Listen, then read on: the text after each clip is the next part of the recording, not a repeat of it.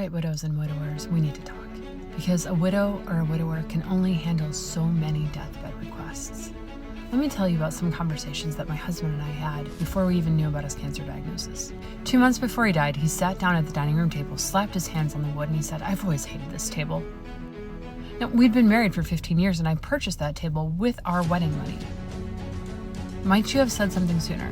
Next time we bought a house, he wanted a fridge with an ice maker.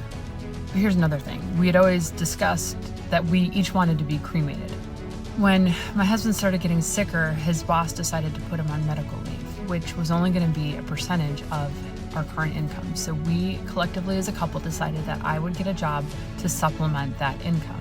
Before I applied to this job in Rochester, Minnesota, we had talked about it. He's like, yeah, I'm doctoring at Mayo anyway, so that'll be great. So our plan was for all 5 of us as a family to move to Rochester, Minnesota. Me getting a job was on my husband's bucket list, and I hadn't even known it. He needed to know that we were taken care of financially, that we were going to be okay.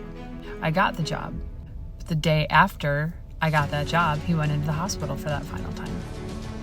I sat down next to his bed and I said, "Clint, I don't think I can do this. I don't know if I'm mentally and emotionally capable to do this job."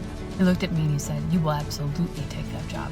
And that was the moment I realized that he needed our family to be provided for. And that was one of the things that he just needed to know before he passed away, was that we were going to be financially okay. A few days before he died, he told me he wanted a green burial, which is like you put the remains in the ground in a disposable box and then you plant a tree over it and the remains grow into this tree. It's a beautiful concept, but it is not the right thing to tell to your future widow within days of your death. Like, that's not enough time to plan that. Plus, I cleaned up after that man every day of our marriage. I didn't want to have to do it after he died.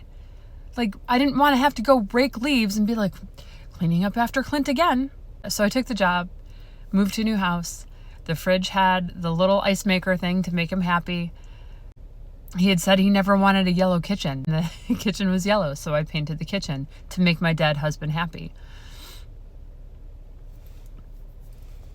5 months into my job, I figured out finances, and I realized that for that time, I was going to be okay without having to work.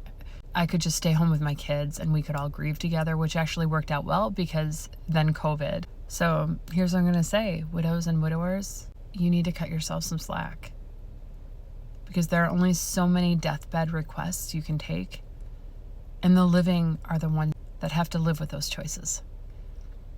Sometimes I think the dead chain the living with their wish list. I don't think that's fair.